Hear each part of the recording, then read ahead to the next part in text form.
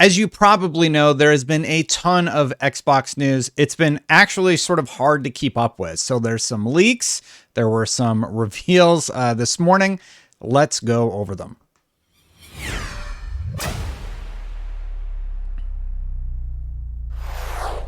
Thank you so much for watching. I'm going to make this video and I'll make another one about all the ID at Xbox announcements coming up. As a reminder, if you like my content, hit that subscribe button, hit that bell. You can talk about my crazy hair on every episode. I just noticed it's like sticking out back there. I need a haircut. Getting one this afternoon.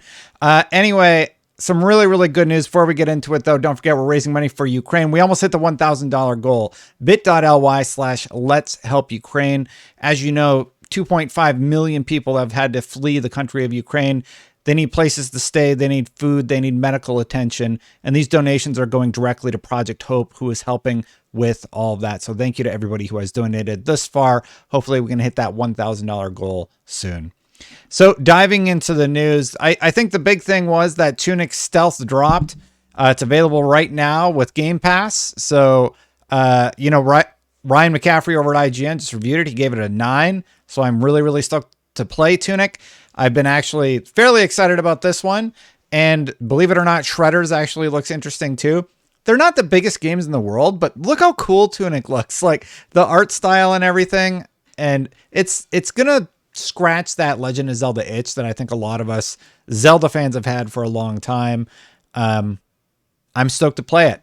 But separately, we also got another documentary about Starfield, and I left the audio on again. We got another documentary about Starfield, and we got a little gameplay scene showing off this new character, Vasco.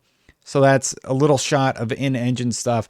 And then they go on to sort of talk about some of the goals with Starfield. And I took a few notes here. Let me just bring them up really quick. More impactful interaction with NPCs. The United Colonies are brought up again. It's a nice place, but it's more political. There's the Freestar Collective, which they call a space western like Destiny.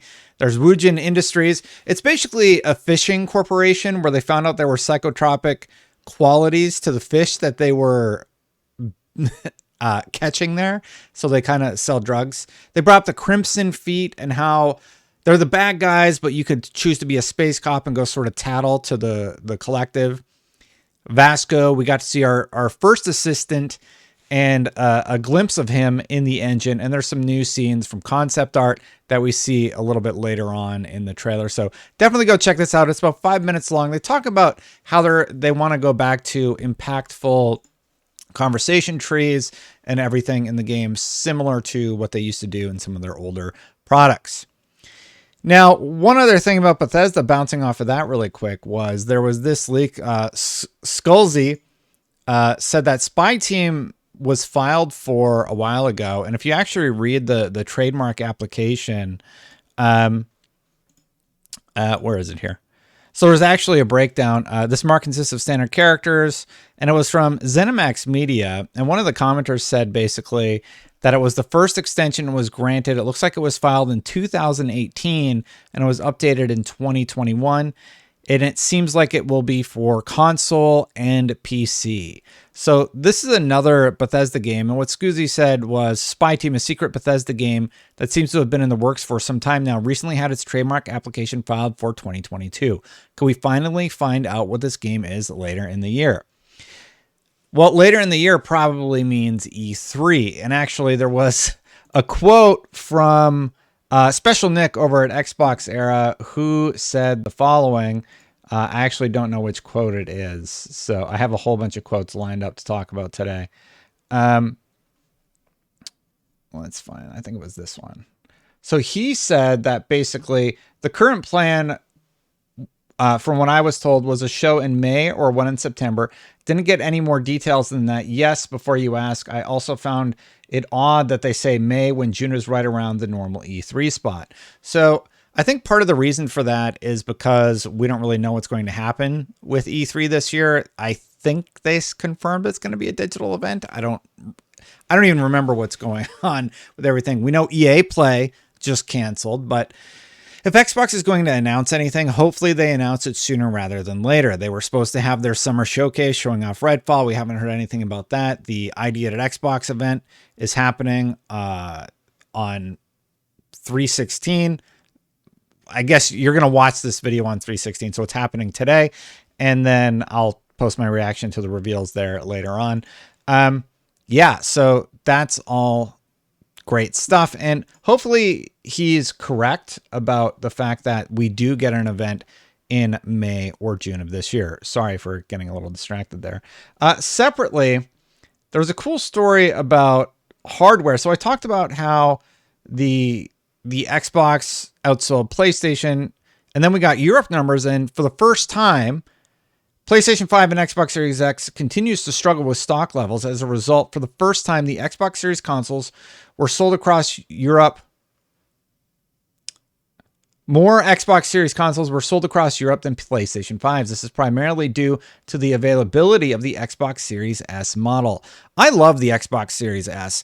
I think that so many of us get caught up in, oh, the performance of this thing, or the frame rate here, the frame rate there. And we saw it with Elden Ring. Nobody cares. The vast majority of people do not care. It's only us hardcore enthusiasts that are sort of caught up on things like a game running at 50 FPS versus 60 FPS, and the sort of feeling that you get with that. Like, I care about that. I'm sure many of the people who watch this channel care about that, but the vast majority of people don't care. So when they see an Xbox Series S sitting on the shelf and they're like, I don't care about 1080p versus 4K.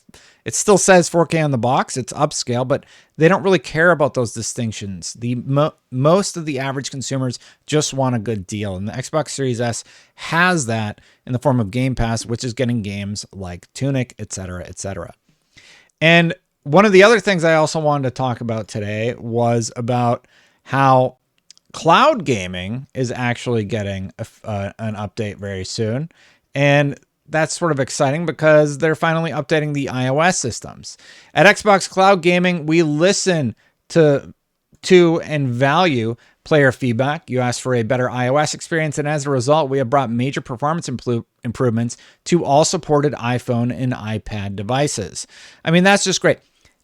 I think some people underestimate just how great cloud gaming is, and it's because we're sort of spoiled. We have nice TVs like the one you see in the background. We have our Xbox Series X.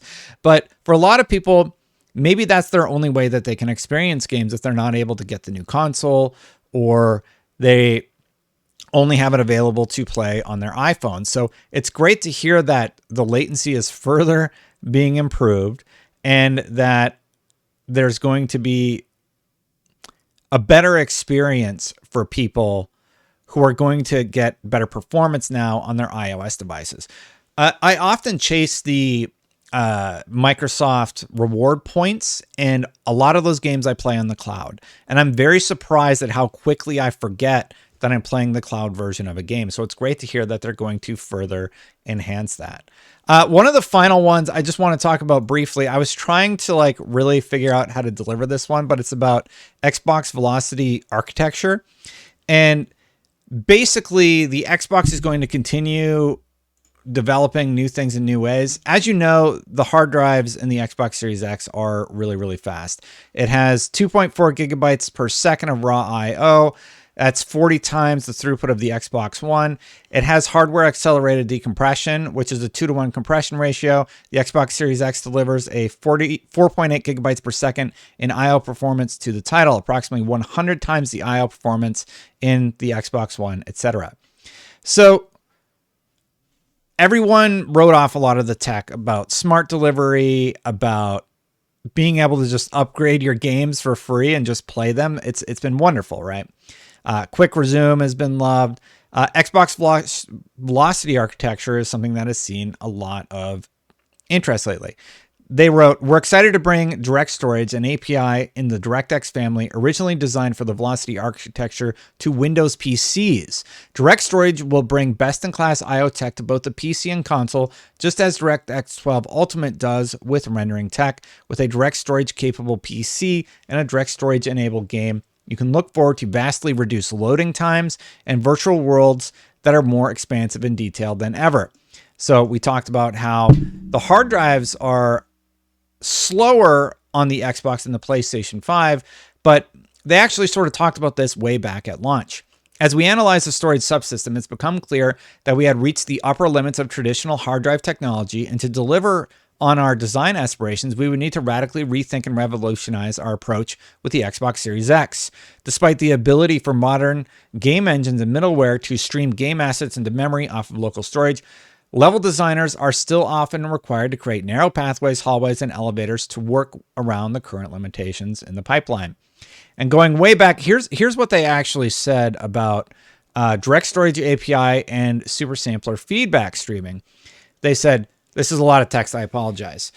Standard file I/O APIs were developed more than 30 years ago and are virtually unchanged while storage technology has made significant advancements. We added a brand new direct storage API to the DirectX family, providing developers with fine-grained control of their I/O operations, empowering them to establish multiple I/O queues, prioritization and minimization I/O latency. These direct low-level access APIs ensure developers will be able to take full advantage of the raw I/O performance afforded by the hardware, resulting in virtually eliminating load times or fast travel systems that are just fast. And then on super feedback streaming, they wrote, we were able to create and add new capabilities to the Xbox Series X GPU, which enables it to only load the subportions of a MIP level into memory on demand just in time for when the GPU requires the data. This innovation results in approximately 2.5x the effective I/O throughput and memory usage above and beyond the raw hardware capabilities on average. So basically what it seems like the article is saying is they've allowed this technology now to be utilized on PC versions of games, and that's great. We know that Forspoken is going to be utilizing some of this technology to deliver at native 4K 60 FPS, which is really cool. That game looks really fluid. It has really cool abilities. So anything that's going to help these products look better and better is just great. And that's going to be talked about more on March 23rd at GDC.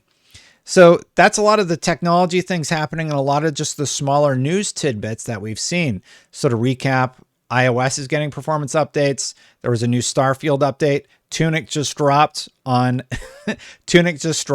Game Pass right now. In addition to the Starfield video, there is sort of a leak about a new product, which is being called Spy Team from ZeniMax Media. We don't know what that's going to be. What else did I talk about today? The Xbox series of consoles outsold the PlayStation 5. In addition to the previous video I did about it, it's also outsold in Europe, which is a first time for Xbox, which is really, really interesting. And yeah, they're just doing more things to make Xbox options more powerful for even PlayStation or PC games, sorry. And PlayStation games, I guess, if you're talking about Forspoken. So that's a roundup of all the stuff that I've been meaning to talk about. You know, it's all small, but when you start thinking about all these things that are happening, it really starts to add up. I could probably make a video just about the Starfield stuff alone. I might later this week, who knows? But anyway, for now, I'm going to get out of here. So thank you so much for watching. Hit that subscribe button, hit that bell to know when these videos go live. Thank you so much for watching. If you would like to support Ukrainians who are in need, you can do so at bit.ly/Let's Help Ukraine. Thank you so much to everybody who has donated to that cause. If you want to become a member of the channel, memberships are turned on. Thank you so much to all of the members that support this channel. I greatly, greatly appreciate you. If you would like to become one of those people, you can click that join button right down there. I'm going to get out of here, and I'll see you for the next one talking about ID at Xbox, unless, of course, some major story breaks again today. So who knows? All right, I'll talk to you then. Bye for now, everybody.